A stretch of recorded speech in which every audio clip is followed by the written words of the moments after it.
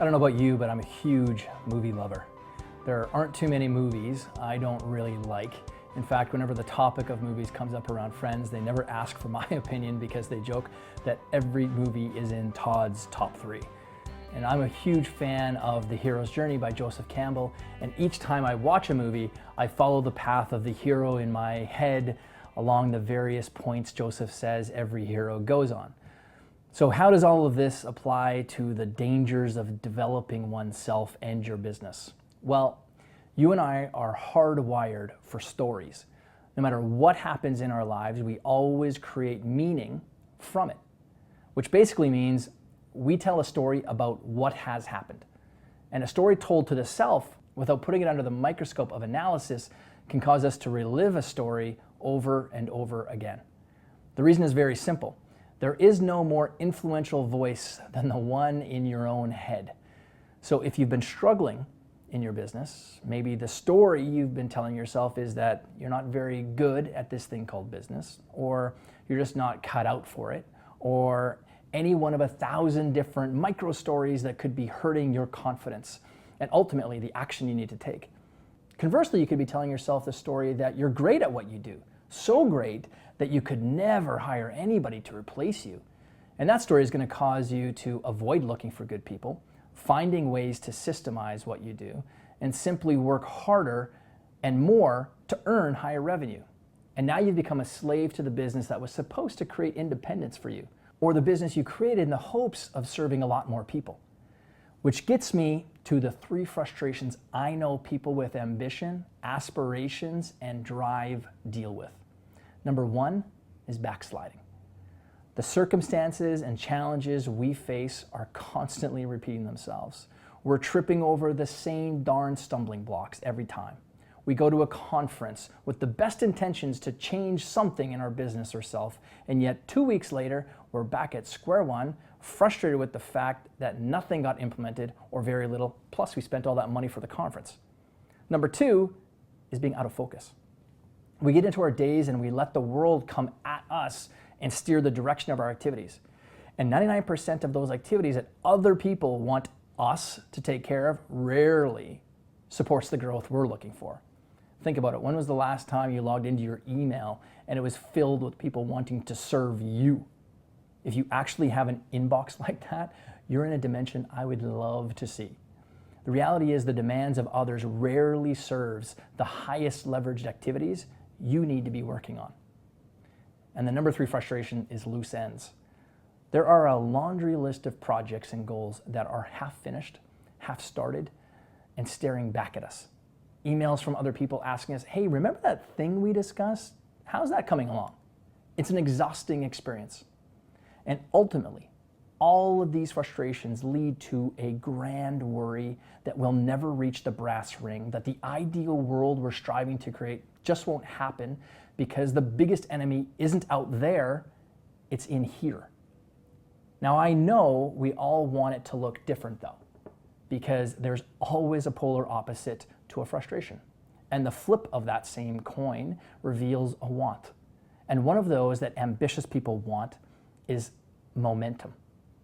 That feeling of things going your way, and even when a challenge pops up in front of you, the velocity you have rolls right over it. And the best type of velocity is mental velocity. When our mind is constantly working at overcoming the challenge, overcoming stumbling blocks, it means we've shifted to a solution and positive expectancy mindset, which is an unstoppable force in our world. The second thing we want is clarity. Waking up and knowing exactly what is going to be done today to move you and your goals or projects forward. And this clarity provides you with a calm sense of confidence, which allows you to bring the best parts of you to your interactions with others, the work you do, and the plans you make. And the number 3 thing that we want are check marks. Ending your day knowing that you've completed something valuable for the business. It's a bridge that's finished and not half built along with the tens of other unfinished projects. Instead, you have a bridge that's built and can allow a flow of new business, new team members maybe, or media attention even to flow into your business. And when we ultimately get to the place of momentum, clarity, and check marks done, the brass ring is not only reached, but it acts as a foothold to launch us to another grander idea of what we feel we can achieve.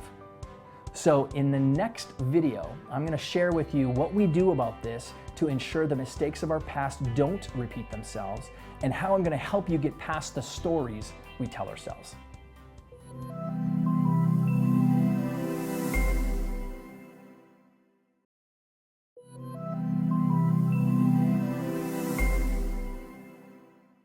My mentor, Harvey Dorfman, who wrote the book Coaching the Mental Game and was revered in the world of baseball, said to me when I first started out, "Todd, people fantastically overestimate how bad they are at something, or they fantastically underestimate how good they are at something. Our job is to hold up a mirror and reflect back the truth." And the first phase of the 90-day year playbook is all about data and truth.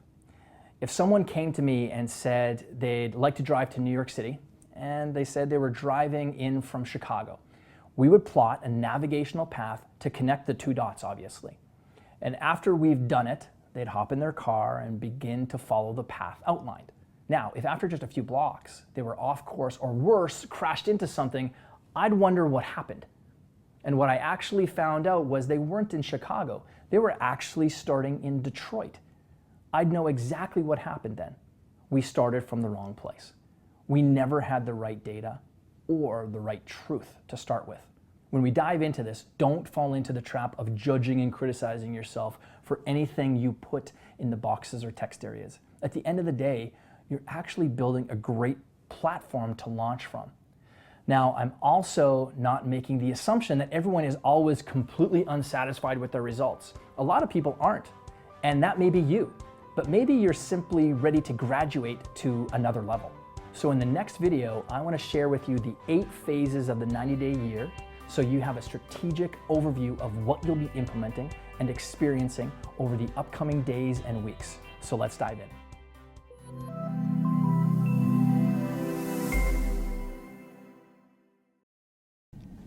In this video, I'm going to walk you through the 8 phases of the 90-day year. You might have seen this before already with some other material, but I wanted to kind of dive into it more deeply with you so you really understand how all of these 8 components fit together and how you'll be applying it daily or bi-weekly or every 90 days, because each one of these components has a different time frame to them. But the power of it is we have so much activity that's targeted, that's specific, that's focused, that we end up completing all those projects that we've wanted to get to, and also complete them in a manner and in a speed other people can't compete with because of the way that all these components work together.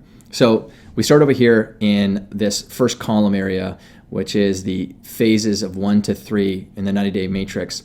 This first one, the 90-day data lens, is all about us taking a look at the past and getting awareness on where we have our strengths, getting the data on ourselves. We rate ourselves on a bunch of different things. That's inside of the playbook or the workbook. And when we also are taking a look at where we've had missed opportunities in the past. With all of my athletic clients, we always take a look at game film and we're analyzing, where could we improve, where did we have strengths in the game, who, when they were competing us, how did they beat us possibly, so that we know next time what we can be working on, because it influences the practice time that we spend, and it also influences the game plan that we're going to have going forward as well. Well, there's no difference in how entrepreneurs and people who are trying to achieve big things, we need to be doing the same thing. It's just that typically most people just want to hard charge straight into the future. I'm going to just keep on hustling and working hard. I'm all about grit and I'm all about hustle, but there's a point in time where we really want that hustle that we're using and putting forward really returning a lot of dividends for us. We have a great return on effort. I say it all the time. So if we're going to be hustling hard, let's make sure that as much of our hustle that we're putting out there is actually returning something, and we're just not hustling for the sake of trying to make ourselves look really important or busy to other people. The only way that we can do that is if we if we take a good hard look at our activities. So we unpack that stuff, and that's what it's so important to dive into that workbook and do that. And after we have that information, we jump into this why compressor area, and this is all about gathering the vision and the theme going forward. This phase 1 area gives us amazing awareness and insight on the missed opportunities and the strengths that we have, but then we also need to jump into, well, why? What's the vision and the theme that we're moving forward? Now, I'm not talking about diving really deeply into the why. If you can, great. But I find it stalls a lot of people. They're sitting on the couch trying to find their big why. I'm telling you, working with amazing people, many of them really didn't have a big why behind why they were doing things. They were interested in it slightly. A lot of times they fell into what they're doing very accidentally. It was a byproduct of other activity that they were doing. So trying to come up with some big why is counterproductive. But what's the vision? What are we trying to work towards? Vision is not a goal. And then we have what I call a theme. I want to organize, when I think of the big opportunities that lay ahead of me, what is the theme of my next 90 days? What is the overarching theme of it? It's kind of like the 80-20 rule. Is my next 90 days going to be all about marketing? Is that going to be the major theme of it? Because that major theme ends up organizing the types of goals that I shoot for. If my theme is all about audience building, then your goals should roll up to that theme. 80% of your goals should roll up to building an audience or growing the audience. Or if your theme is all about expanding your retail store into another outlet or expanding it into other areas in your local area, then your goals and your projects should be rolling up towards that, not scattered towards a lot of other sort of different or disparate themes. We're not going to have a theme about systems and marketing and finance and hiring. We're going to have one organizing theme. And then our goals roll up to that organizing theme. Now we get down to this third area, this paragon of priority. When we have inside the workbook this goal tournament that we run our goals through. I want you to list out all the goals and all the projects that you've kind of had on your mind or that you'd like to get to or that you'd like to achieve, but obviously they're constrained by the 90 days. What are the goals and projects you would love to have in the next 90 days? Now, of course, we only have a certain amount of resources that we have available to ourselves, and those resources determine what we should be going after then. And when we're going through this goal tournament that's inside the workbook, you're going to take a look at, well, what's the value of these goals? And as you're moving through them, which one of these has the highest impact on where I'm at right now? Which one could really move the needle? And it might be one that you don't want as much as another one, but that one is the highest impact. Take care of that one. If there's some low-hanging fruit that you can achieve in the next 2 weeks or 3 weeks, 4 weeks, whatever the case is, then hit that. Get that win under your belt. Get that thing working for you, producing for you possibly. And then we also have to organize those goals under, well, do these goals apply to the theme that I referenced in phase 2? Because if they're not, then I'd question that. It's not that we can't have goals outside of the theme. I like to use the rule of thumb of 80-20.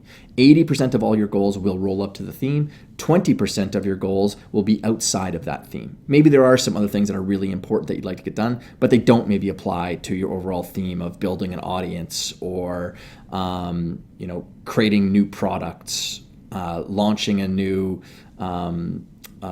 website or new e-commerce store, or launching onto a new platform, whatever your business is and whatever that theme is. So after you've now chosen the high value, high impact goals, then we move into this 90-day cycle and the growth cycle area where we outline the outcome. We pick our targets, which we did back here essentially, and we're just choosing those picking those objectives or that outcomes so that we can create our SPIs, the strategic performance indicators. And this is all about what's the strategy, what are the strategies you're going to employ in order to hit that outcome. And I know for a fact this is where people get really stuck. So I'll have some supporting material on strategy stuff here for you, but your strategies are like levers. And oftentimes people don't think about time as being a strategy. And it can be. If you're going to be trying to reach a goal or improve something in your business, one of the major strategies you're going to be using is, I'm going to now be devoting more time to this. So time is a strategy. Money is a strategy. The way you're going at something is the strategy. After I've developed that strategy, then I'm going to create a performance indicator. And that always is sticking to about a 2-week cycle. We refer to it as the 2-week cycle. So it's, if my strategy was to do free workshops, that's going to be my way of getting my company or my product or my service out to people, is doing these free workshops. Then that's the strategy. The performance indicator I have is, how many of those am I going to do in the next 2 weeks? Well, I want to do 2 in the next 2 weeks. Or if my strategy is to grow the audience on YouTube, then how many videos am I going to produce on YouTube and upload in the next 2 weeks? How many people am I going to network? That would be another performance indicator. How many people am I going to network with on YouTube? So after we've established the 2-week number, then we move down and we map out our processes and our tasks in order to reach that strategy. And that's important. This is the how-to. Who's doing what? When are they doing it? And where is it happening? And these things are all things that you can essentially schedule into a calendar. This is to-do list type activity. This is where execution happens. But the key with why this 90-day year is so powerful is it employs the strategic part of the goal achievement process. And most systems or programs or ways of trying to achieve a goal does not take strategy into account.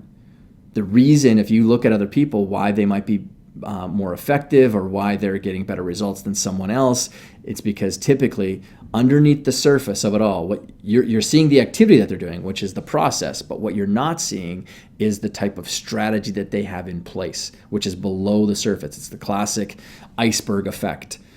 What you're seeing on top of the ocean is the tip of it, and that's the processes and the actions and the activities that you can witness someone doing, but what you don't see is the deep strategy below the surface. And don't get too frustrated with this. If you struggle with strategy, don't worry about it. The more you run this cycle, your mind will naturally retrain itself to think in this context.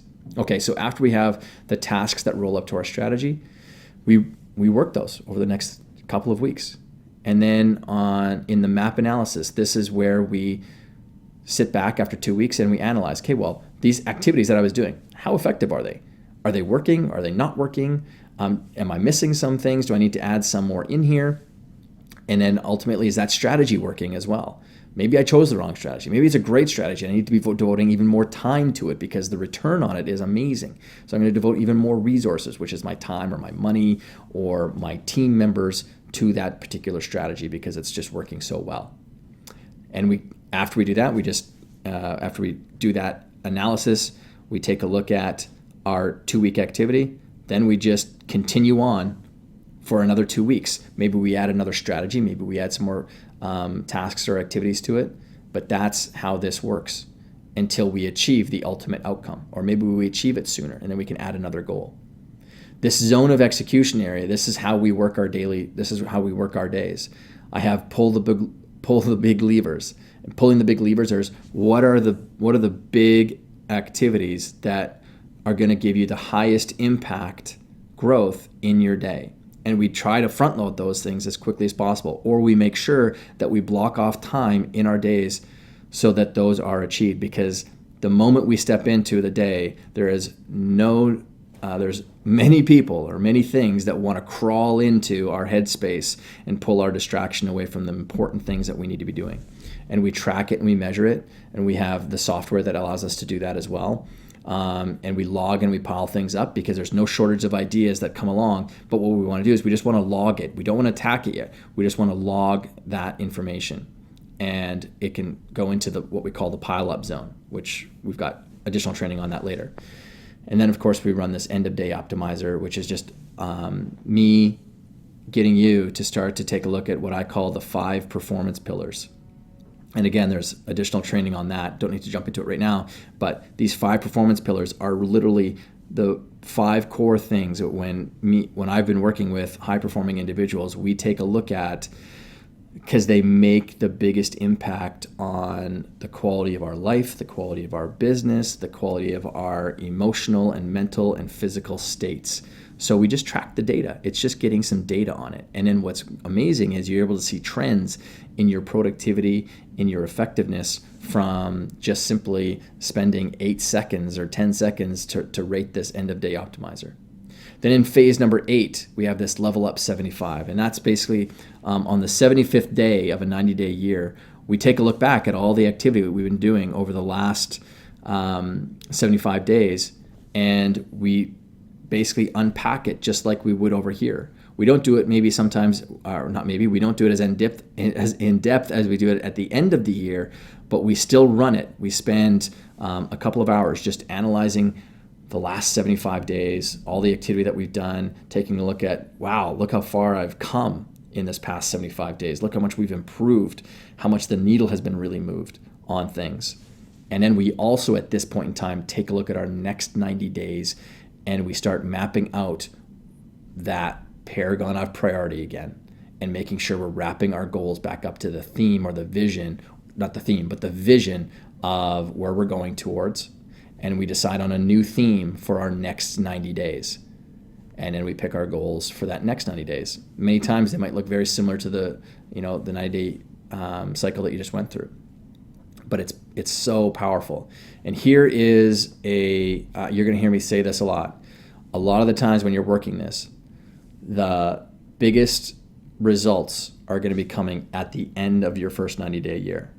Just like anything, you're learning this. This is all a completely new concept. And you're going to get frustrated with it because you're going to feel like, what is he saying there? Or what does that mean? Or I don't know about that. That's natural. That's a part of the learning process.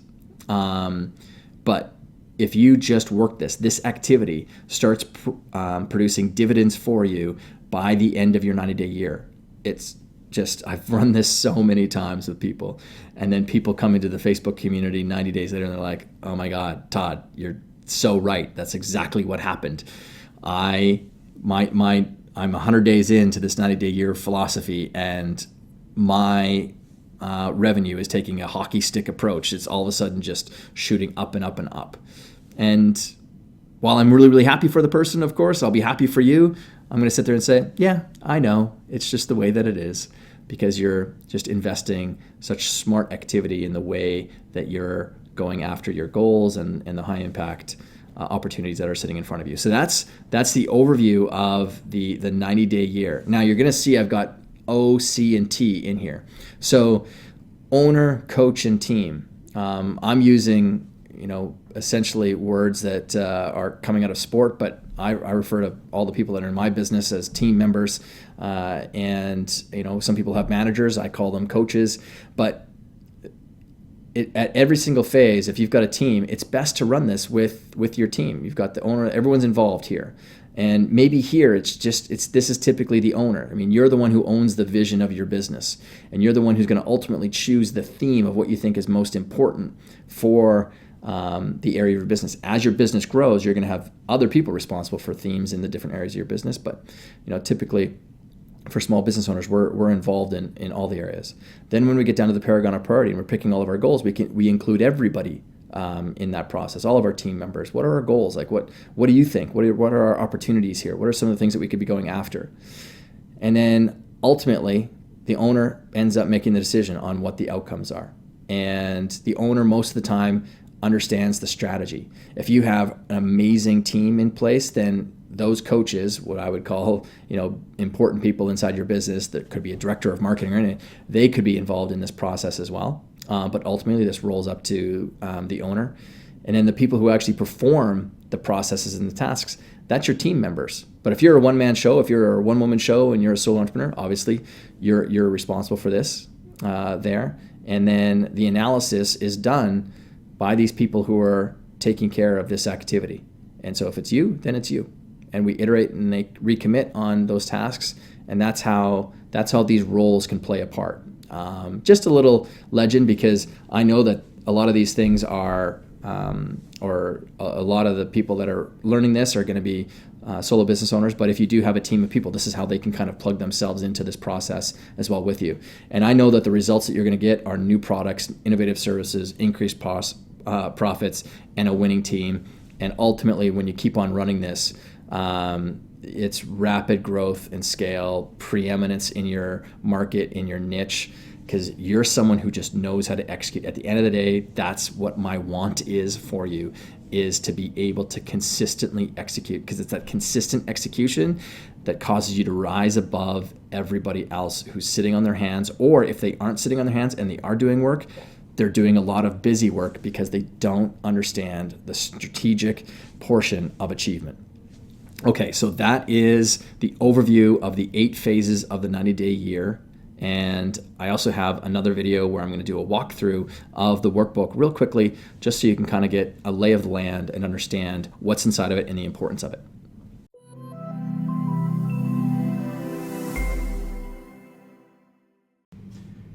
Hi everyone, welcome to the overview video of really the 8 phases of the 90-day year, the matrix, and then the zone of high performance, and then finally the next 90 in the zone of mastery.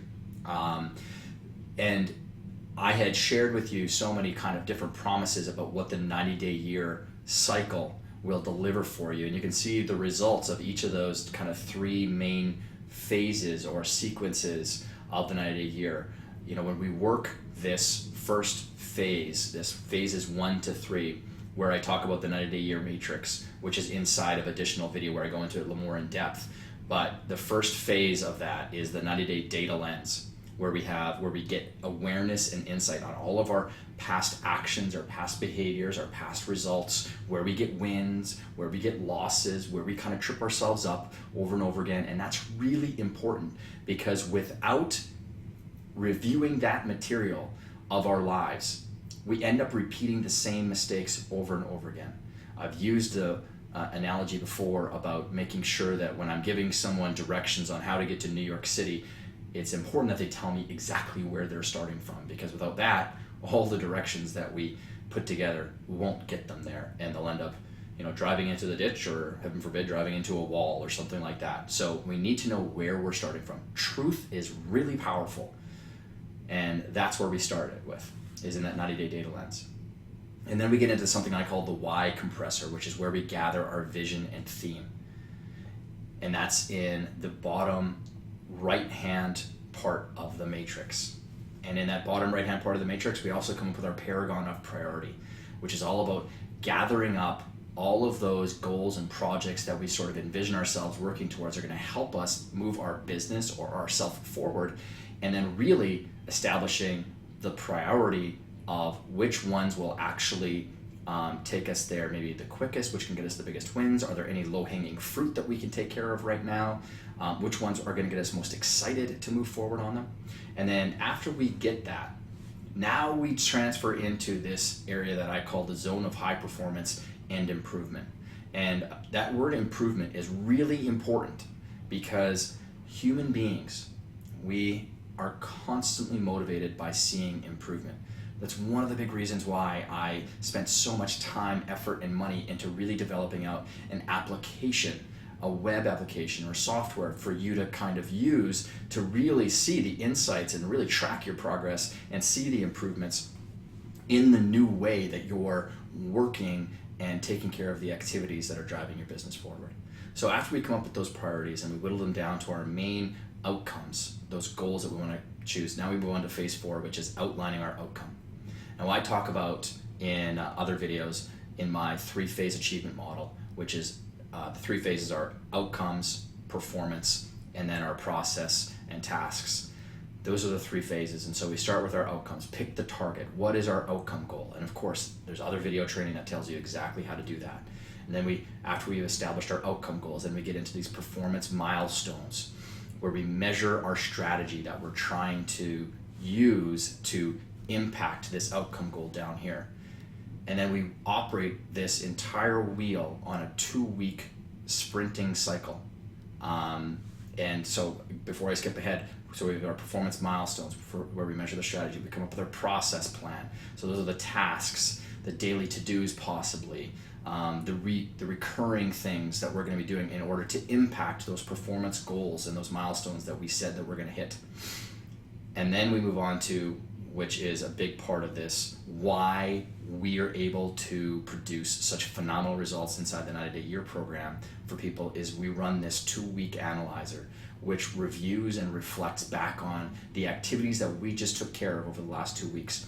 Hey, was this strategy, this performance milestone that we chose, that's going to impact this outcome goal of, maybe we'll use the example of increasing our revenues by 50%, and we decide that one of our strategies is going to be doing a pay-per-click campaign or something like that. Is that strategy working for us? Is it actually bringing leads into our business? And we do that with this 2-week analyzer, where we review our activity and then we reset. Maybe we hit some performance milestones, and so we add new numbers. Don't get too caught up in the minutia of what I'm talking about right now, because there's other training that helps with that. I'm just trying to give you a broad overview. And so after we've run our 2-week analyzer and we've maybe changed some of our numbers up here to reset them for the next 2-week sprint cycle that we go through, we see this constant feedback loop of improvement.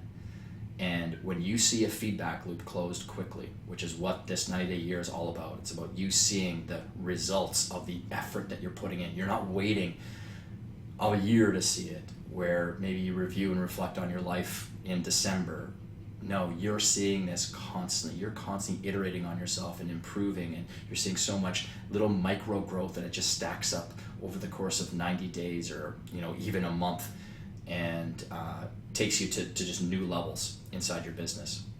So that's our 2-week sprint cycle in that circle. And then over here we see kind of exactly how we're working. This is the daily cycle. This is actually how we work our day. We start with pulling the big levers. The big levers are, what are the most important priorities, what are the most important activities that I can get done the quickest, the earliest in my day. The moment you pull those big levers, we also track and measure those goals. That's where kind of this process plan, that's where this stuff is actually being executed on daily.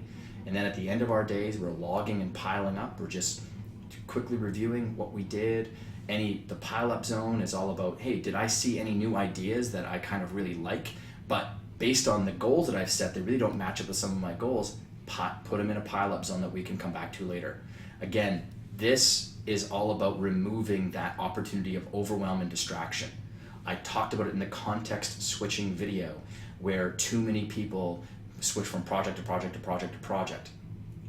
The 90-day year is not about that. We want focused time on completing outcome goals, getting them producing for us in our business. And when we run this cycle properly, you can see that we've got products possibly falling down into our results area, new services falling down, revenue tumbling into our balance sheets, profits tumbling into our balance sheets, new targets being hit constantly.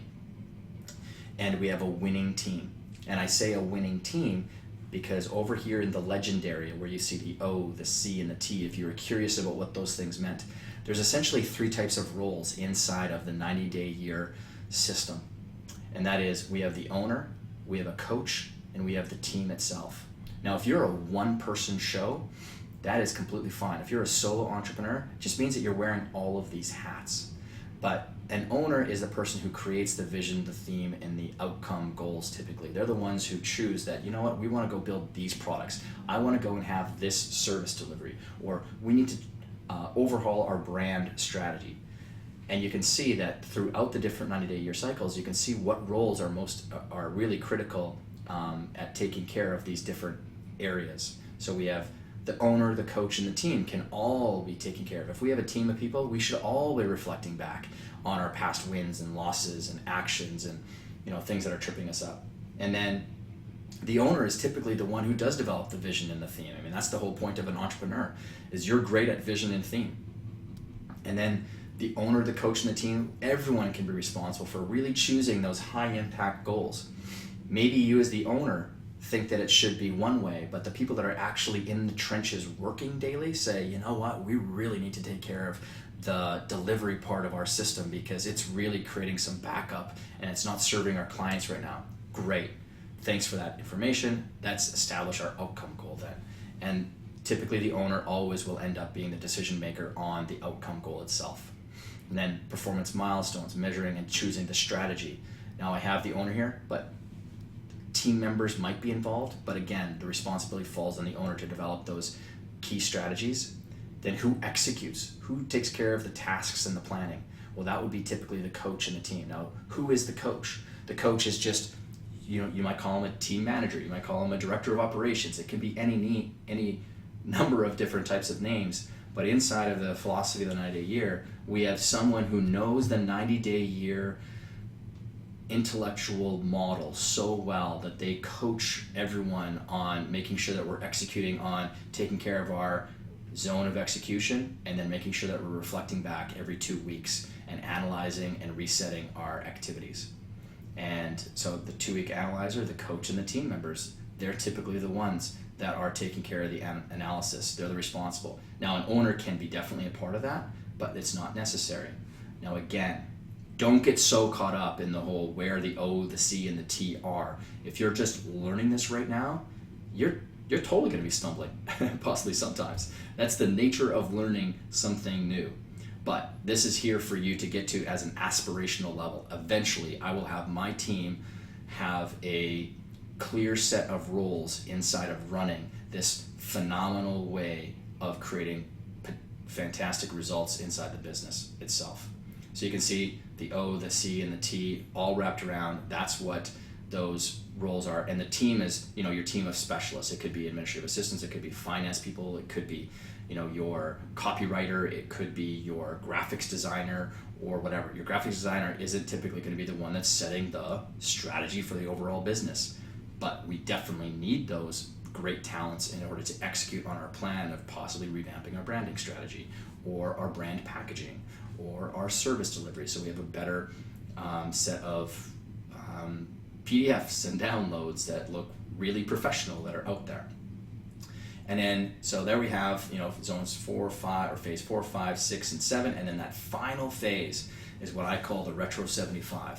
And that is on the 75th day, we take a look back on all of our activities, those goals that we've set for ourselves throughout this 90-day year phase.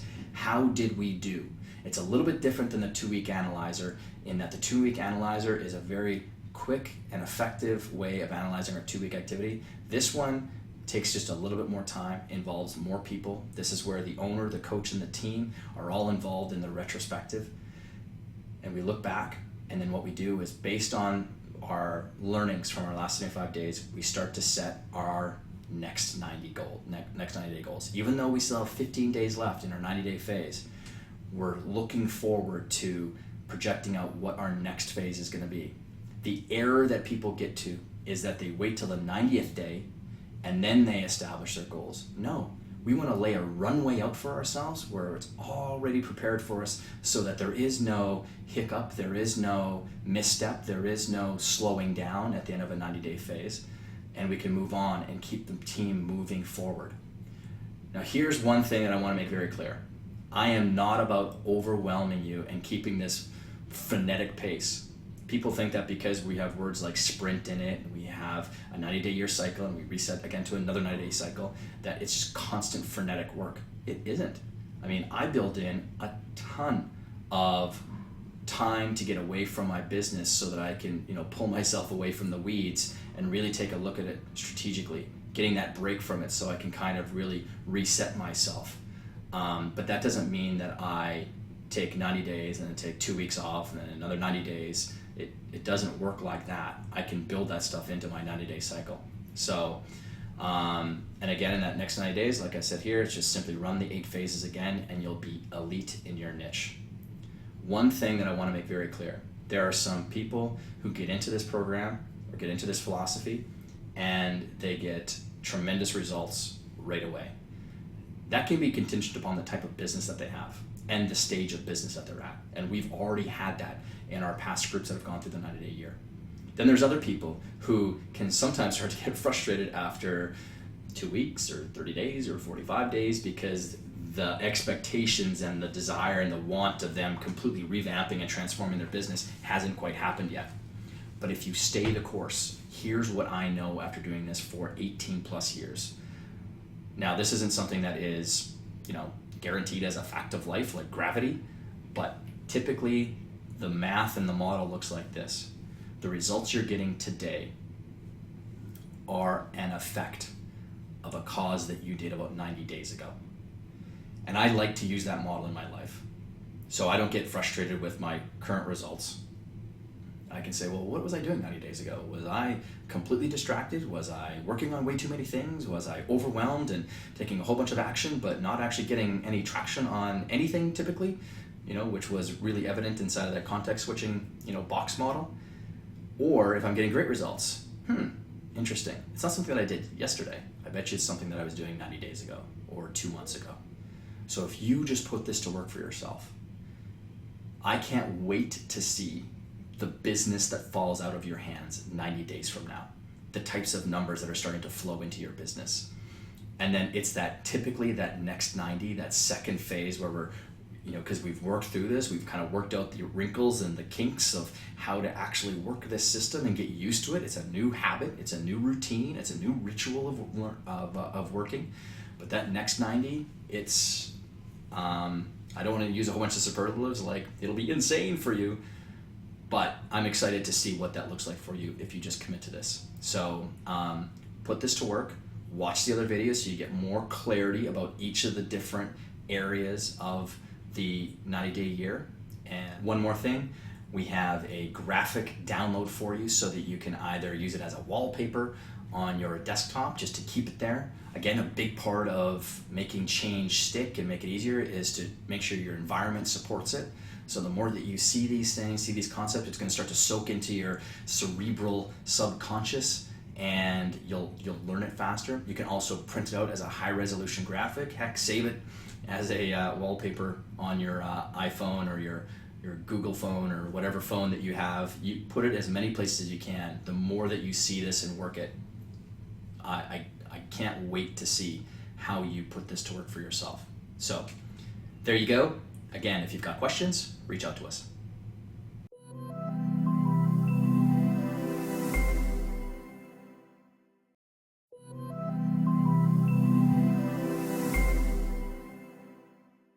Okay, now that I've tried to set the tone of the program and share the importance of data and numbers, I want to introduce you to the 8 phases of the 90-day year. The first 4 phases of the 90-day year fall into something called the matrix. And I'm going to switch over to my trusty whiteboard application to visualize the first 4 phases for you. And at the end, I'm going to show you the infographic of how it all fits together. Okay, so the matrix is a classic XY graph. And on the vertical axis at the top, we have action. And at the other end, we have reflection. On the right-hand side of the matrix, we have the future, and on the left, we have the past. Now, the way we move through this matrix to get to high performance, that place where we're working on the highest impact, highest leverage, and most important goals that will give us wins in our business and life, starts in the upper left-hand quadrant, and then we move through to the lower left, then lower right, and finally to the upper right quadrant, and into the 5th phase of transforming into higher levels of performance. So, what are the core principles of each quadrant? Well, the upper phases of this matrix is all head work. It's about nuts and bolts, data, numbers, whereas the lower phases of the matrix is all heart work. This is the emotional or creative side. Now, before I lose any of you that classify yourself as right brain, left brain, or intellectual or emotional, the funniest thing about this program has been that really intellectual, data-driven, engineering-type people loved how it transformed their feelings towards their business or tapped into their creativity. And the emotional, creative-type people loved the structure, the support, and framework it gave them to transform their business. Okay, so in the upper left-hand corner, when we add up our actions and our past, we're looking to get concrete. This is the data. Just like I talked about in the past video, getting the data, the numbers on your performance and your business sets you up to build a fantastic 90-day roadmap that leads to growth. We want the facts, not the story. We detach ourselves from whatever we're putting into these boxes in the workbook because we know that they just become the starting point for the goals we're about to set and projects we're about to complete. Now, when reflecting in the past, after we get the concrete facts, in this bottom left quadrant, we're going to get some insight on our past. This is all about evaluating what has happened. Up top and up here, we've got some facts. Now we're going to ask ourselves some reflective questions about how we feel about it, looking at it from a critical eye as well. So we don't get frustrated with our days like I spoke about in the past videos. And even when we do get frustrated, because we will, it's human nature, especially for high achievers, but we recognize them not as some, oh, this is going to repeat itself all over again, because we've done some heavy lifting and some heavy thinking through this process in the workbook that you're going to download and work through in just a minute. So after we get some insight in the bottom left-hand quadrant where we move from past into the future, this is where we're going to be getting a vision and developing a theme for our 90 days. Why do we want to be doing the things that we're going to be doing in the next phase? What does it look like for us? What does our future look like? What's this upcoming or rest of our year going to have in it as experiences? This is where we begin to dream big, think big. There's some great questions inside the workbook we use as a tool to help you move through this. At the end of the day, even when we're talking about goals, you can have a fantastic framework of goals, but if I have someone who has a phenomenal why, almost any framework will work for that person. They're just so hungry. They want it so badly. Other people who don't really know or understand what their why is, they're not really driven. And consequently, they're easily distracted by shiny objects and tactics, which gets them racing all over the place. A great framework will have a rough time or tough time working for them. In this bottom area, again, like I said, it's all about connecting to the heart part of it. And if you happen to be someone that actually does have a strong why, but you're not getting any results right now, well, it's because you haven't worked out the top two areas and flexed those muscles.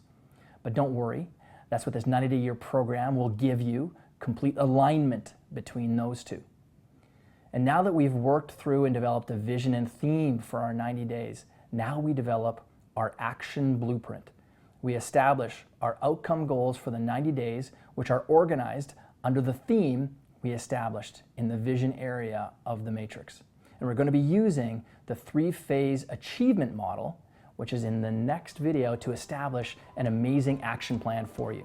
This is the foundation of everything I do to help achievers win.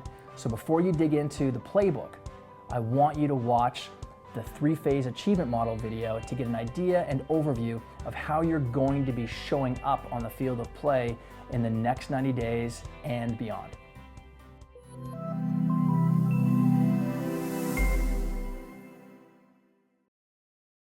Hi there. In this video, I'm going to walk through the workbook with you and just highlight a bunch of the key areas of the workbook itself. And the version that you're looking at and the one that you've downloaded might look slightly different than the one I'm walking through, but that's only because it's a living, breathing document. It's always being updated and changed, and I'm adding more value to it to make it simpler and easier to understand possibly, or to alleviate any sort of confusion that might happen anytime we're trying to learn something new. So what we have here is the workbook itself, obviously. I run through, this is just an image of the 90-day matrix, which is in another video that I really encourage you watch before going through this workbook, so you can kind of really understand the process that you're going through. So watch that video before even diving into the workbook here. It's only a few minutes long. The very first section is all about getting concrete. The purpose of it is anytime we're trying to improve someone's performance, whether it's sports or business, I want to get the data. I want to just get the numbers. So the way that we have the question structured in this section is to just help you get the metrics on your past, whether it was your year or whether it was the last few months, because we're starting a brand new 90-day year.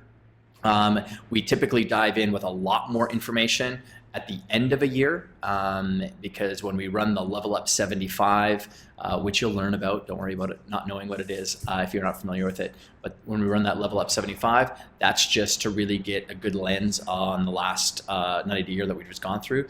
But this workbook is really structured for doing an end-of-year analysis, but we can definitely use it for the ends of our 90-day years. So we're just getting the numbers here so that we can dive into the metrics of our past, whether they're good ones or whether they're ones that we're not really happy with.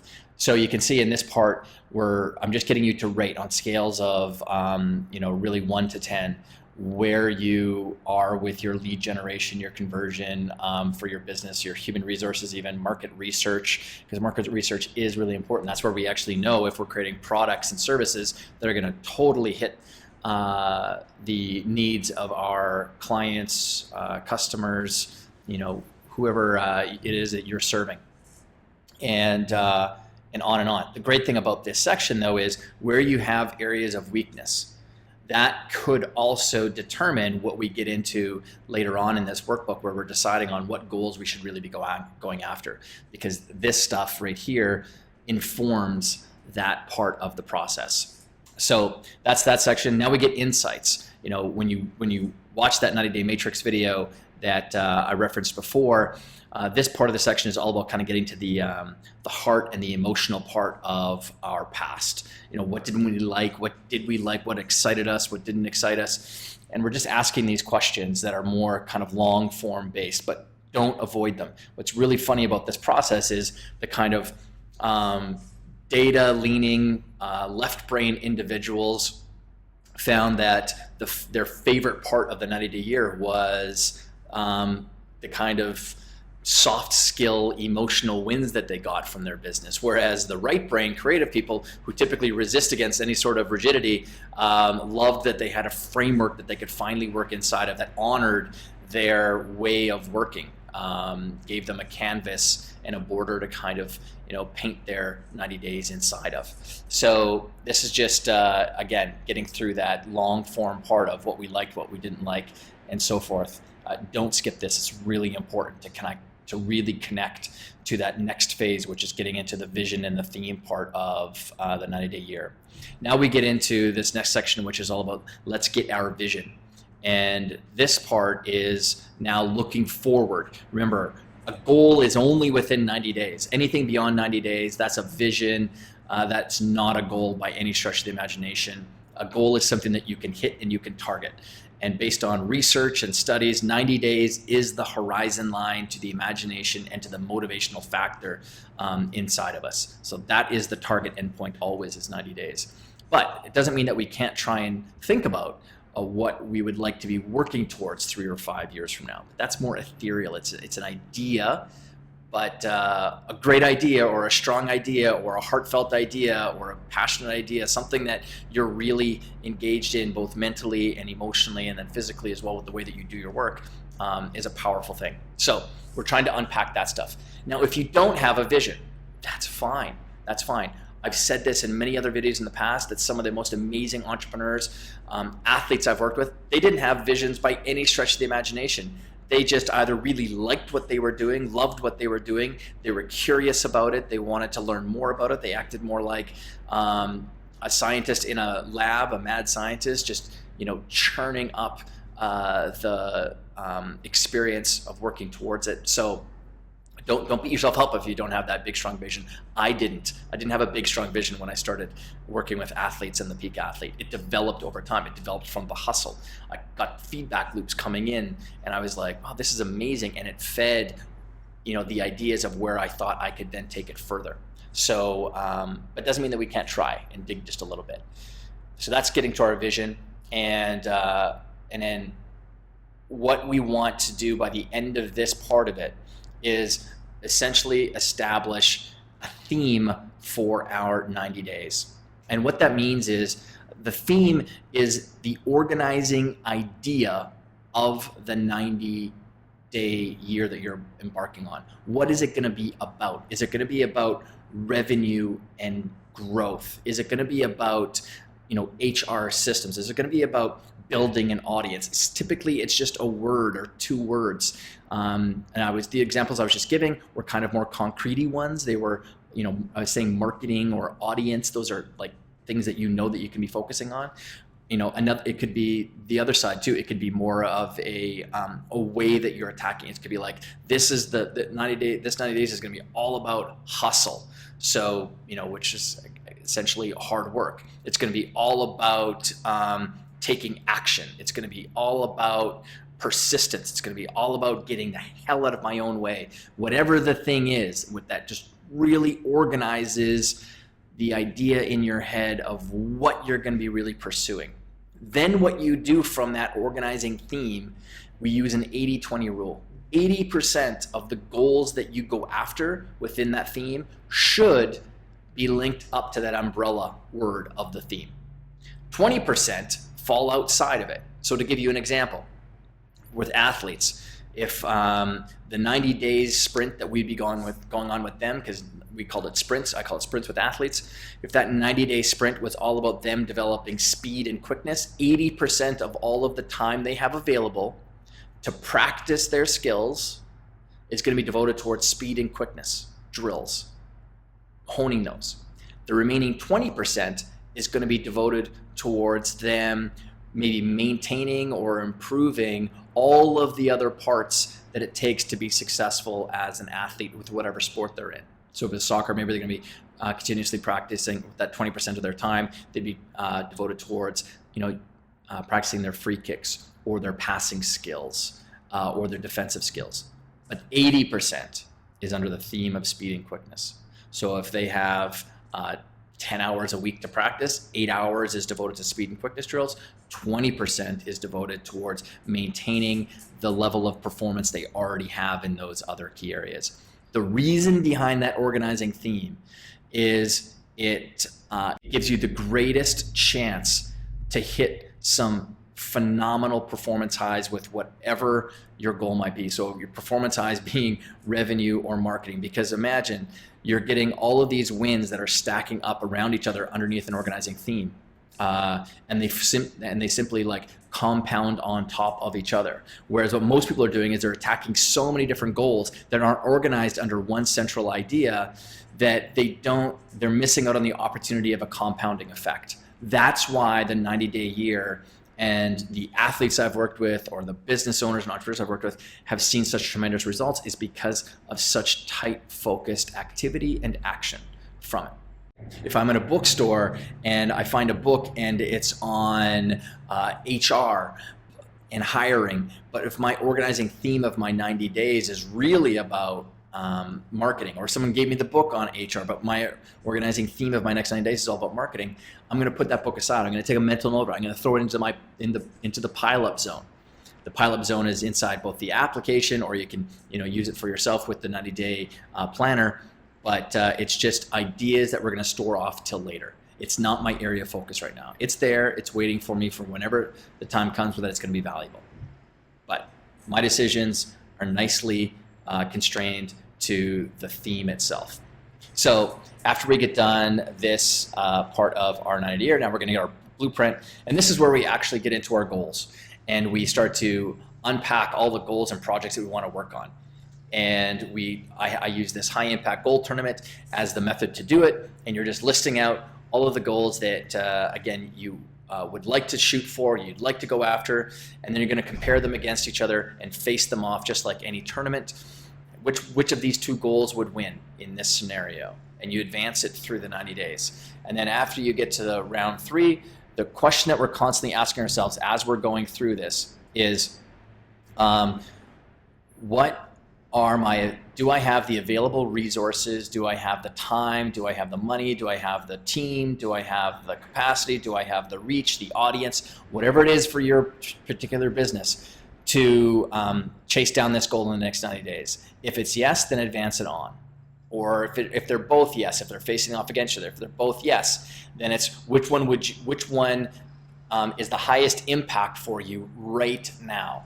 One you might actually want more, but one might be more high impact because it is something that you can get done more quickly and get it done and out there producing for you. It's off the plate, but man, it could really produce a good win for us in the business.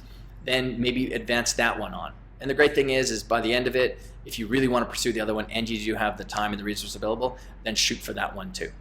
But that's how that goal tournament works. We're asking ourselves all the time, what are my resources available to chase this goal down? And then again, we're just going through what these 3 phases are all about. and you can fill in the blanks here as well. This runs through basically just one goal. That's what we have space for inside the actual roadmap itself. But that is an overview of the workbook. After you've gone through and chosen those goals at the end of the goal tournament, now those become a part of your 90-day year theme itself. And one goal might be worked on before another goal, and that's fine. Those are just goals that you want to try and achieve within this next 90 days. Again, if you've got questions, please let us know. I'm always adding more questions and answers, more answers to your questions inside Coach's Corner, so always check out there, and we'll let you know when those are added as well. So thank you.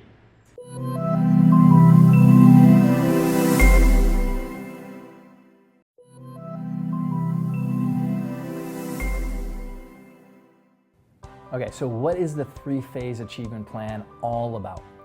Well, when we take a look at why people reach goals or projects faster than others, or how some people are able to readjust their strategy so quickly for how they want to achieve a major goal, while others are left floundering like a fish out of water and getting nowhere, frustrated with their results, it comes down to ensuring we're taking care of the 3 phases of goals and project achievement. Now, just so you know, I use the word project a lot, but the terms can be really interchangeable with goals. And that's because the reason I use project for you is it's the language we use in business a ton. The world we live in, fast-paced, constantly changing, and industries sometimes wiped out because of innovation, we're always working on projects. And when I first began to translate this model into the corporate and small business world, it worked beautifully for those organizations that deal with change and strive to improve all the time.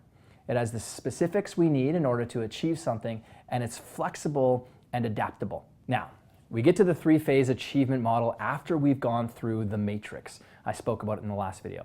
If this is the first time you're watching, then it's because I told you to watch it before diving into the 90-day year playbook. But there are going to be times throughout the 90-day year where you might be reestablishing some goals and you want it to return to this to get some greater clarity and ensure you're not missing anything. So what is the 3-phase achievement model? Well, it consists of the outcome goal, the performance goal, milestone, and the process goals or tasks. Now, these are all layered here for a specific reason, but let's first discuss the outcome goal. The outcome is the end point, the completion of something, the project getting done and shipped. If we were standing at the bottom of the mountain, it would be reaching the summit. The key with outcome goals is to follow this formula. Make it specific, with an immediate impact, and tangible, but something that you believe can get done as well.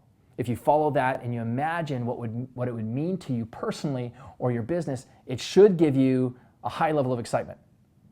Next up are the performance goals. These goals are all about the strategic activities that are going to support the achievement of your outcome. The formula for these goals are improvement plus measuring those improvements you want to make creates an inevitability to the achievement of the outcome goal itself.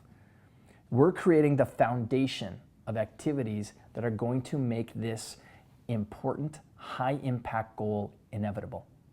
And then when we decide on our performance goals, we set them to happen in just 2 weeks.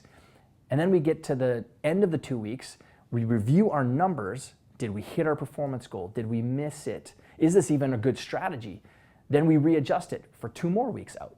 And that's how people using this model improve so quickly. It's a sprint because we're constantly closing feedback loops as well.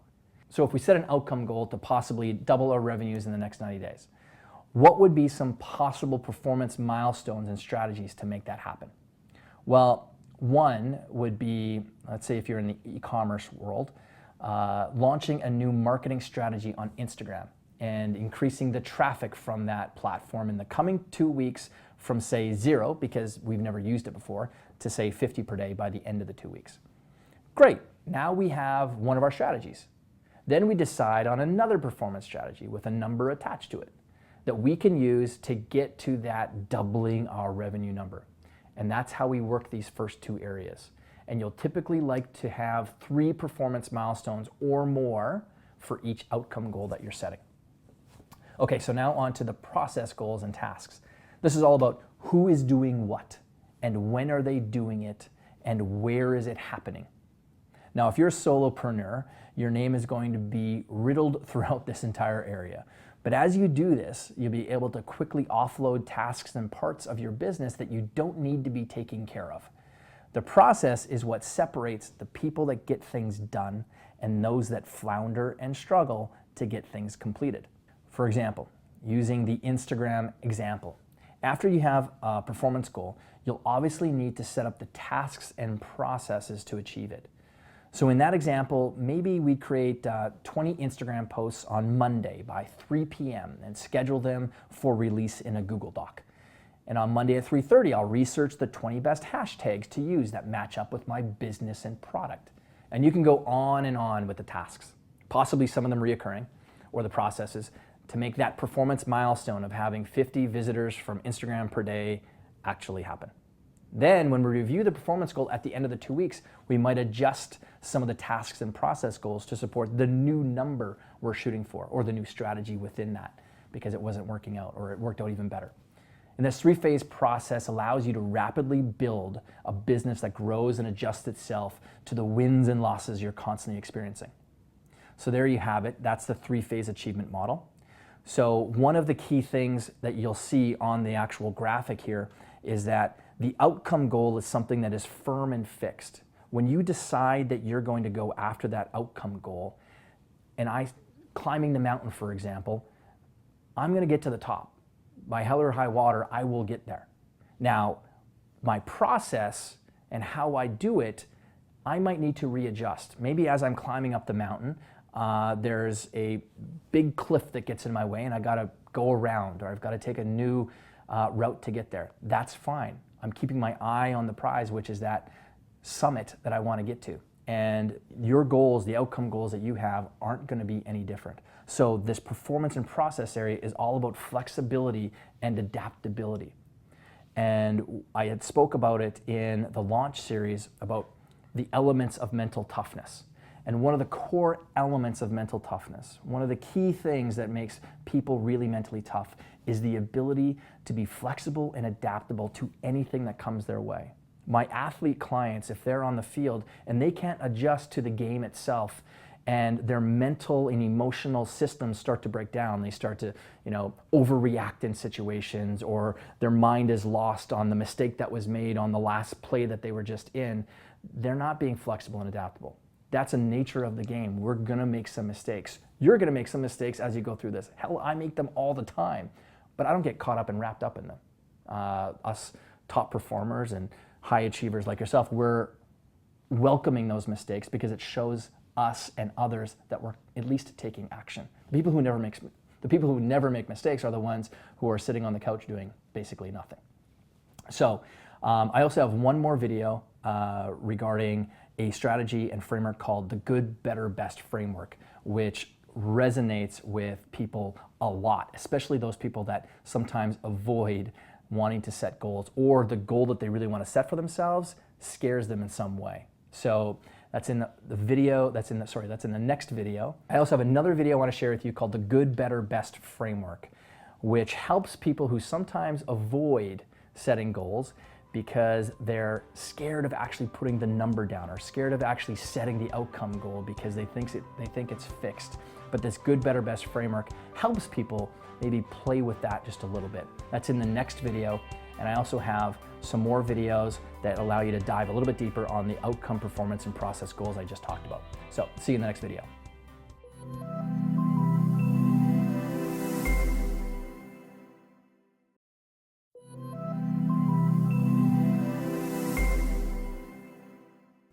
Okay, so what is the 3-phase achievement plan all about?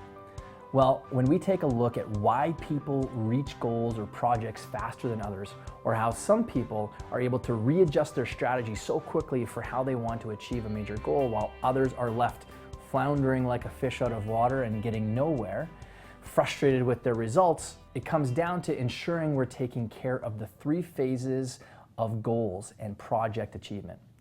Now, just so you know, I use the word project a lot, but the terms can be really interchangeable with goals. And that's because the reason I use project for you is it's the language we use in business a ton. The world we live in, fast-paced, constantly changing, and industries sometimes wiped out because of innovation, we're always working on projects. And when I first began to translate this model into the corporate and small business world, it worked beautifully for those organizations that deal with change and strive to improve all the time. It has the specifics we need in order to achieve something, and it's flexible and adaptable. Now, we get to the three-phase achievement model after we've gone through the matrix. I spoke about it in the last video. If this is the first time you're watching, then it's because I told you to watch it before diving into the 90-day year playbook. But there are going to be times throughout the 90-day year where you might be reestablishing some goals and you want it to return to this to get some greater clarity and ensure you're not missing anything. So what is the three-phase achievement model? Well, it consists of the outcome goal, the performance goal, milestone, and the process goals or tasks. Now, these are all layered here for a specific reason, but let's first discuss the outcome goal.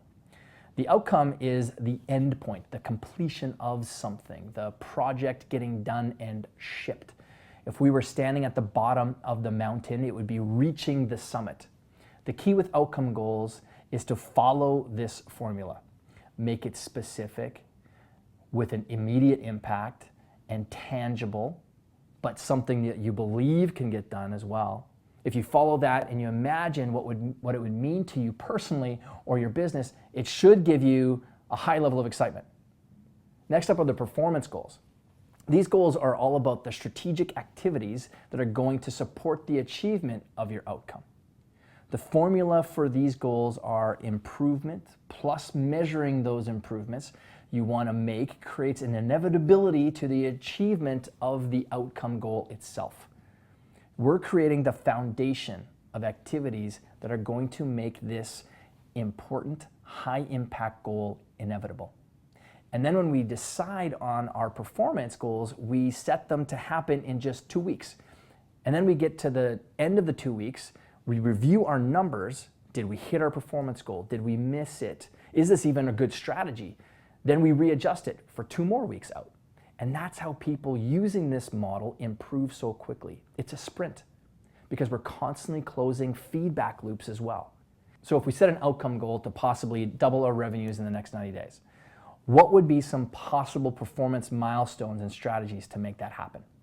Well, one would be, let's say if you're in the e-commerce world, launching a new marketing strategy on Instagram and increasing the traffic from that platform in the coming 2 weeks from, say, 0, because we've never used it before, to, say, 50 per day by the end of the 2 weeks. Great, now we have one of our strategies. Then we decide on another performance strategy with a number attached to it that we can use to get to that doubling our revenue number. And that's how we work these first 2 areas. And you'll typically like to have 3 performance milestones or more for each outcome goal that you're setting. Okay, so now on to the process goals and tasks. This is all about who is doing what, and when are they doing it, and where is it happening. Now, if you're a solopreneur, your name is going to be riddled throughout this entire area. But as you do this, you'll be able to quickly offload tasks and parts of your business that you don't need to be taking care of. The process is what separates the people that get things done and those that flounder and struggle to get things completed.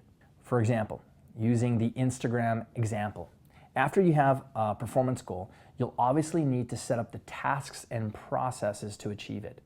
So in that example, maybe we create 20 Instagram posts on Monday by 3 p.m. and schedule them for release in a Google Doc.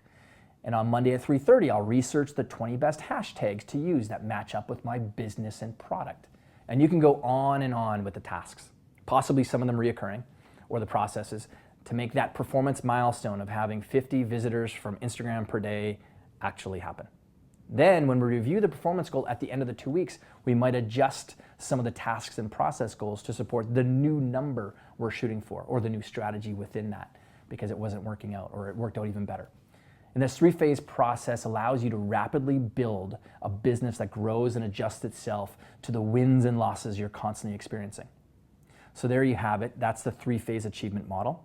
So one of the key things that you'll see on the actual graphic here is that the outcome goal is something that is firm and fixed. When you decide that you're going to go after that outcome goal, and climbing the mountain, for example, I'm going to get to the top. By hell or high water, I will get there. Now, my process and how I do it, I might need to readjust. Maybe as I'm climbing up the mountain, there's a big cliff that gets in my way and I got to go around, or I've got to take a new route to get there. That's fine. I'm keeping my eye on the prize, which is that summit that I want to get to. And your goals, the outcome goals that you have, aren't going to be any different. So this performance and process area is all about flexibility and adaptability. And I had spoke about it in the launch series about the elements of mental toughness. And one of the core elements of mental toughness, one of the key things that makes people really mentally tough, is the ability to be flexible and adaptable to anything that comes their way. My athlete clients, if they're on the field and they can't adjust to the game itself, and their mental and emotional systems start to break down, they start to, overreact in situations, or their mind is lost on the mistake that was made on the last play that they were just in, they're not being flexible and adaptable.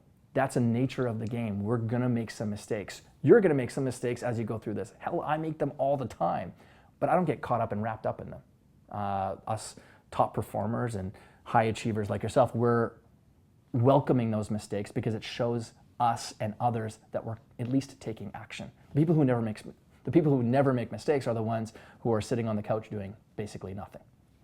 So I also have one more video regarding a strategy and framework called the Good, Better, Best framework, which resonates with people a lot, especially those people that sometimes avoid wanting to set goals, or the goal that they really want to set for themselves scares them in some way. So that's in the video, that's in the next video. I also have another video I want to share with you called the Good, Better, Best framework, which helps people who sometimes avoid setting goals because they're scared of actually putting the number down, or scared of actually setting the outcome goal because they think it's fixed. But this Good, Better, Best framework helps people maybe play with that just a little bit. That's in the next video. And I also have some more videos that allow you to dive a little bit deeper on the outcome, performance, and process goals I just talked about. So see you in the next video.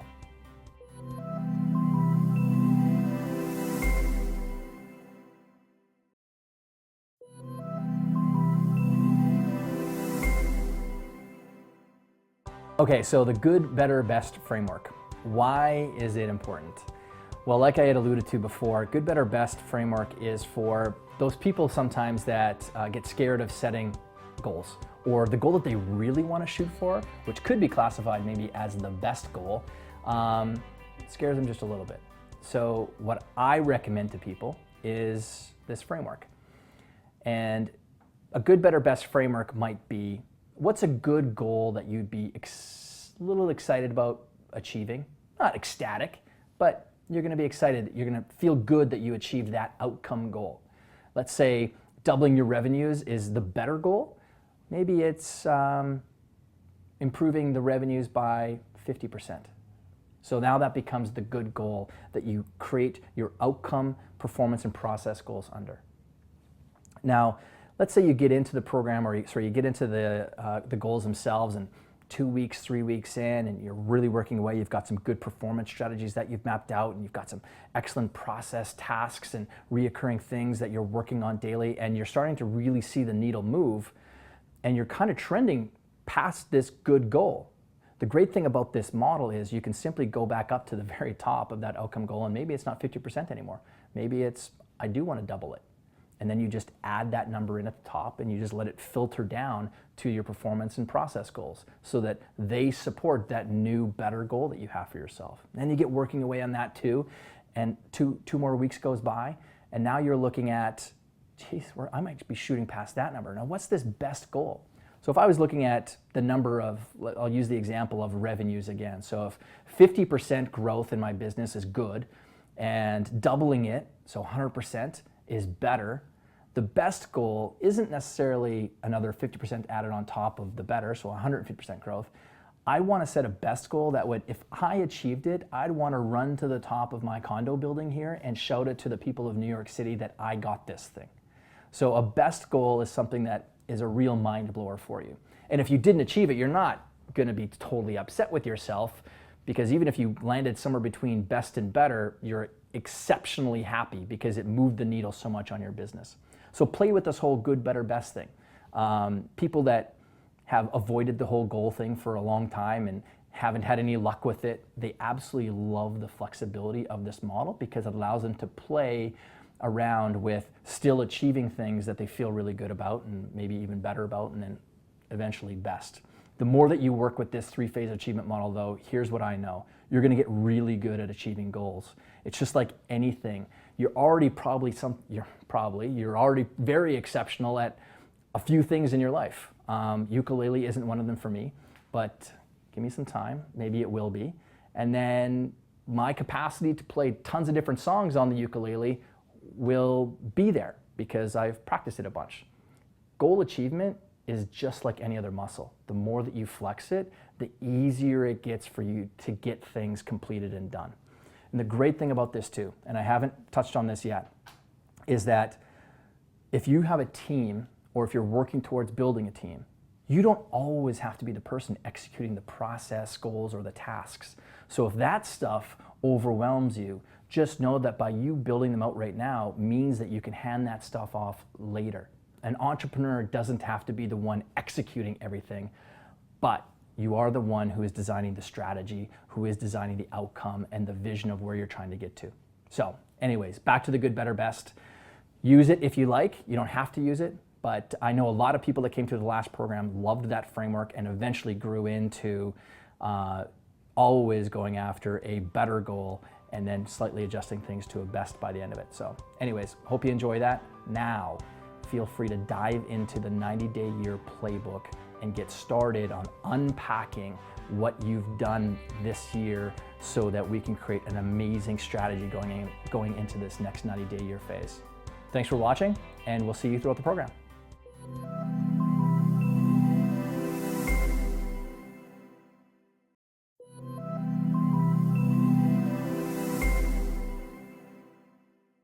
An outcome goal is about establishing exactly what you want to achieve. A great outcome goal is tangible and can easily be seen by someone else if you've achieved it. Now, if I had an archery client in front of me, he's going to have his own routine and way of mentally preparing for a shot, all unseen things to me. But the moment his arrow hits the bullseye, now I can evaluate if he was successful. So in that example, the bullseye is the outcome. The bullseye or outcome for a business owner should be anything that improves the scale and growth of the business, the profits or revenues of the business, or the brand of the business. Launching a new product is an example of an outcome goal. Now my question would be, can you do it in 90 days? If not, pick the closest outcome goal associated to launching the product within the 90 days. For example, it could begin manufacturing of the product. If it's a service-based business, maybe your outcome goal is to double the revenues in the next 90 or even 45 days. That becomes my bullseye. Or maybe you want a marketing campaign on Facebook producing $20,000 a month in revenue or bringing in 200 new leads per day by the end of the 90 days. Those are both examples of an outcome. The mistake most people make, which is why they struggle to achieve, is they set a vague outcome. Using the above example, it would be put up a marketing campaign on Facebook.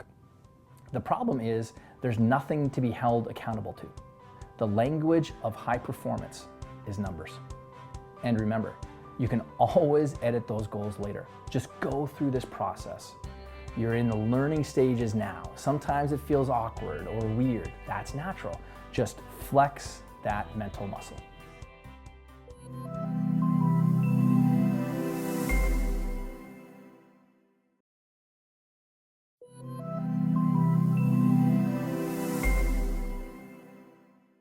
As part of the 8 phases of the 90-day year, this is a critical step and something you're going to get very familiar with. Performance milestones are establishing the core strategies you're going to be using and tracking towards the achievement of the outcome goal that you just set. For example, if we continue to use the example in the outcome video of the Facebook marketing campaign producing $20,017 in revenue per month by, and then insert a date 90 days out or anywhere within the 90 days. And I know the number 17 is a bit random, but I like the number 17. Okay, so I need to establish the core strategies I'm going to employ to make that outcome goal happen, and then set mini 2-week milestones that I'm working towards every 2 weeks to, again, make that happen.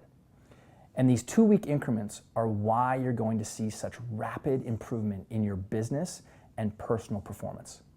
And that's because you're always going to be iterating on yourself and the business strategies. So many people get caught in the quicksand of sticking to the same thing despite not getting any improvement. The 90-day year system allows you to see very quickly what's working and not working, and then readjusting every 2 weeks. So in that Facebook example, a major strategy I'd use would be Facebook ads.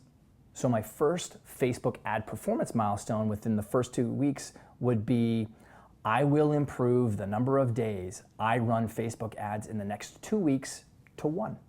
Because maybe I've never run Facebook ads, and maybe I don't have all the other components I need in order to run a Facebook ad in place yet. So it's going to take a little bit of time, but I know that it's an important part of the equation and an important strategy. Another core performance milestone would be, I will have a landing page offer converting at 15% in 2 weeks. Now, in the system, you'll be setting the actual date. And another one to make the campaign successful might be, I will have an email follow-up sequence converting 8% of all opt-ins into buyers. You see, these performance milestones are going to give you the ability to really track the success of your outcome goal. And here's a final trick, but let's keep it between you and me. You can Google everything. Seriously. Just type into Google, what makes a Facebook marketing campaign successful? Then you just look for the core strategies which become your performance milestones that you constantly tweak higher and higher. And that's the difference between a pro and an amateur. We like numbers to measure ourselves against and see improvements or opportunities to readjust our strategy. Okay, so set some performance milestones, and then we'll start putting the rubber to the road and getting the process goals and tasks to make this happen for you.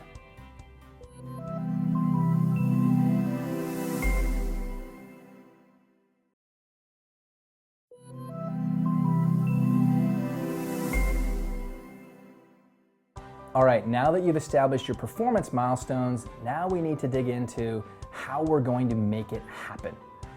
The process goal to an athlete would be the technique they use, the routine of practice to improve the skills that they use, and the plan of attack. So this comes down to our tactics and planning the approach to reach the performance milestone. So what are all the things you're going to accomplish and achieve to make that performance milestone happen? This comes down to who is doing what, when is it happening, and where. For example, on Wednesday, I will spend 2 hours between 9 and 11 a.m. researching on Google and YouTube and learning the fundamental strategies to make a successful ad and create a template for my own business and upload it to my Facebook marketing folder in Dropbox. Boom, a great process goal has been created. It's got the who, I will be doing it, the what, researching, learning, creating, and uploading. It has the when, 2 hours on Wednesday from 9 to 11, and it has the where. I'm doing it on Google and YouTube, and it's getting uploaded to the Facebook marketing folder that I have in Dropbox.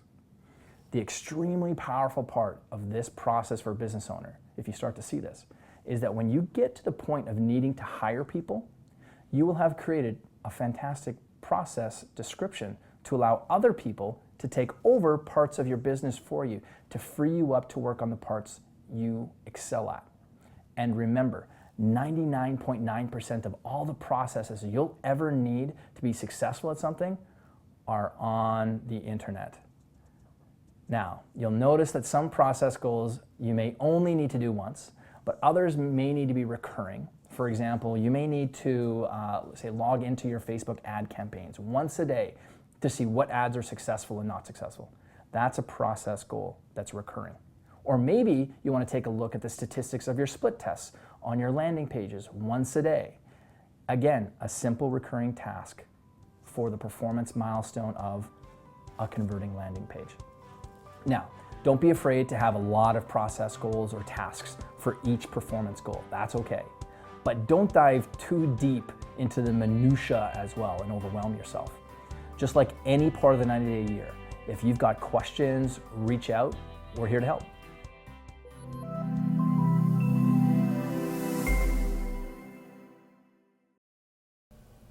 Hey, Todd here, and another Coach's Corner question that we got. Someone asking about, when we're filling out that 90-day year goal tournament, how do we slot those goals in? Is there any, method to the madness of when we're dumping them into round one?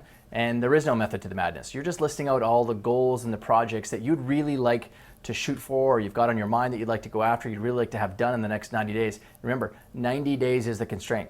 There is no such thing as a goal that goes beyond 90 days. That is not a goal. That is a vision. It's a mission or something like that. Goals are something that's on the horizon line. You can see it. Anything beyond that isn't a goal. The goals will always roll up to that vision that you just worked through inside the matrix or inside the workbook itself. So when you're putting them in there, after you have your goals and your projects in there, how you advance them through the goal tournament is you're asking yourself, based on the questions, between these two goals, what resources do I have? Which one of these will be the highest impact on where I'm at right now? Do I have, everything available to me right now? Do I have the time to go after that particular goal, or is it going to take a really long time or a lot of, not that effort is a bad thing, effort's a very good thing, but if one of them can be completed more quickly than the other and get out there producing for you in the market, then let's shoot for that goal. And then as we continuously move through the rounds, we're asking ourselves those same questions. And there's going to be ones that you actually want them more than others, but some of the other ones might be a higher impact, or you can get them done more quickly and out there producing for you. So maybe those are the ones that we attack. Remember, low-hanging fruit, the ones that we can kind of go out there and pluck and get producing for us and getting wins for us are good, because it gives us momentum.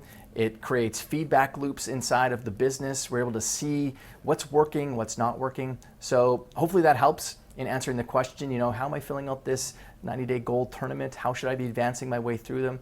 It's typically based on the resources that you have, the capabilities that you have, the skills that you've got available to you, and the money and all those types of things, and that can advance its way through. Now, just because sometimes you don't have the resources and the time and the capabilities to go after a goal doesn't mean we don't go after it. There's a lot of goals that I've chased down that I've never had all the resources at the beginning. I mean, that's the point of the goal, is to create the change in us. But I'm looking at right now, what are some of the highest impact things that I can achieve? And if this one's a high impact one, then I'm going to advance it through to the next stage. And if that one's high impact over the next one, then I'm going to keep on working through it. And it works even better if I've got the resources to go after it as well. So hopefully that helps you when you're filling out that 90-day goal tournament.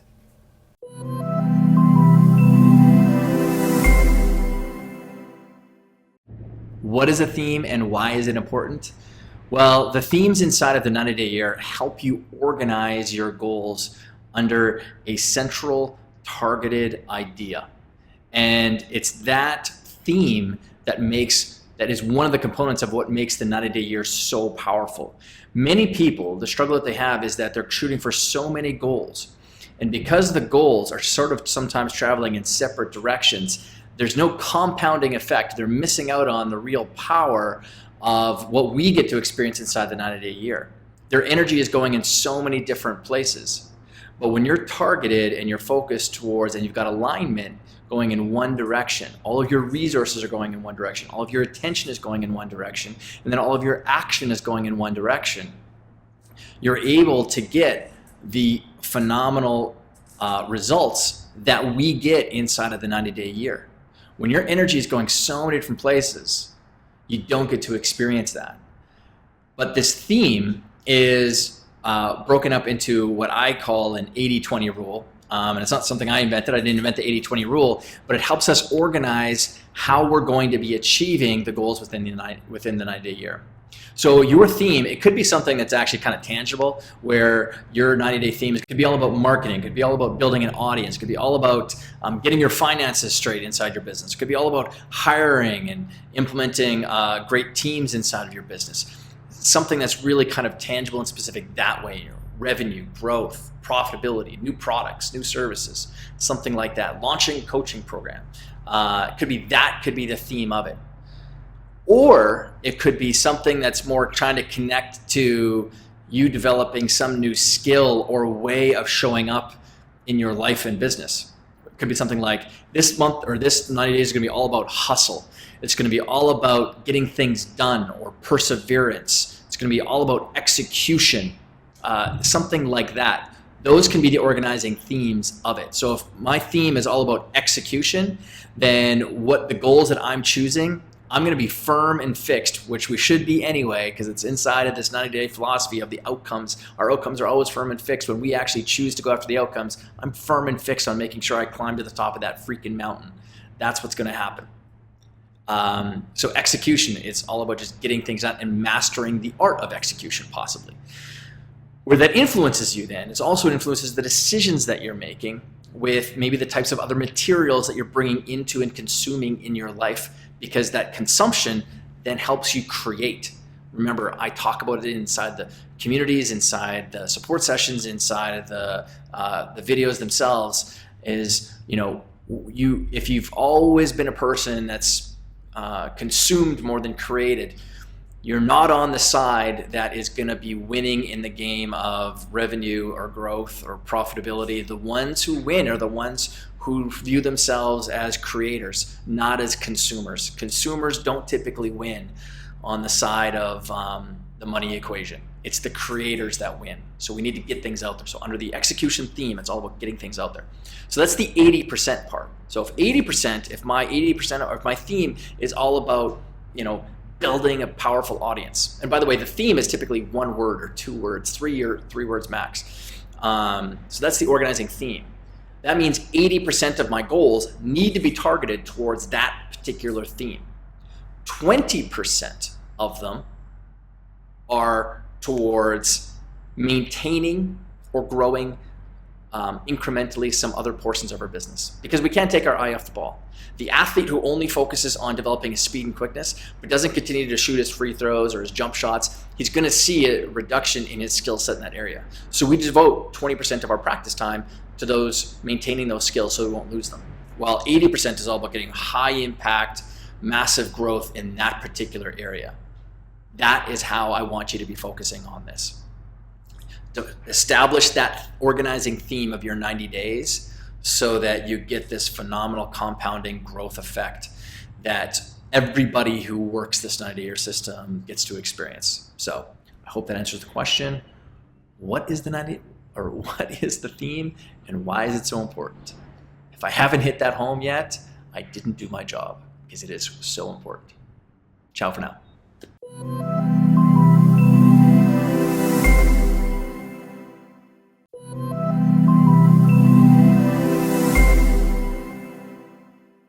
What's the 80-20 rule of the goals under our theme, and why do we do it? Well, a couple of reasons. One, the 80-20 rule is to help us organize the decisions that we get confronted with all the time. That is, we have no shortage of opportunities to try and attack the theme itself, or to go after and achieve a bunch of different things inside of our business. There's no shortage of things that we can't be working on. But when we decide on a theme in our business, the theme of our 90 days, then we're going to organize all of our activity and the resources that we have available to us, because we're always limited with resources, whether it's time resources, whether it's financial resources, whether it's team resources, whether it's actual equipment resources. There's no shortage of those resources that we will sometimes lack. That's okay. What we have is our ingenuity, our imagination, and our hustle. So when we decide on our theme, it's 80% of the goals that we choose need to be targeted towards achieving the theme, the organizing theme of our 90 days. 20% of the available resources, which is typically time or money, are going to be devoted towards maintaining the other important parts of our business, or possibly other goals that don't fall underneath the 80% or don't fall underneath, the theme of our 90 days, but they are things that we really want to kind of maybe chase or go after. I'm not creating this, you have to follow a rigid rule of 100% of all your goals have to be shooting towards that theme. That's not the way that this works. It doesn't work that way. We're not operating in a utopian perfect world here. But the 80-20 rule is a great rule of thumb. If it's 70-30 for you, that's fine. It's just the greater percentage of the resources that we're devoting towards one central theme, the higher the compounding effect that we get from the results or from the return on our effort, the ROE. Because we end up, all of that effort that's directed towards one common area, it spills into each other's goals. Those goals end up complementing each other. And that complementing effect creates just exponential growth that we typically would never experience if we weren't marshaling all of our resources towards one kind of targeted area. And that's the power of this 90-day year that you're going through. Marshal your resources towards one common theme, and whether that's building an audience, whether that's developing marketing materials, whether that's just an idea which could be around execution or persistence or grit or hustle or not quitting like I've done in the past. I'm going to see this thing through. I'm going to follow Todd's advice, and I'm just going to experiment and see what this 90 days could end up delivering for me. So I'm going to suspend all of that self-talk that typically pulls me aside and causes me to chase down other opportunities or bright shiny objects. I'm going to just stick with this thing just to see. 90 days isn't that long, and yet it is a powerful mechanism to make change happen. So that 80-20 rule is, again, all 80% of your goals are directed towards your theme. 20% will fall outside of that theme, which is fine. Or you could go 100%. It's completely up to you. I just know that typically many people have some goals that kind of fall outside of the idea of the theme, and it's all good. It's all good. So hope that answers the question about the 80-20 part of the 90-day year.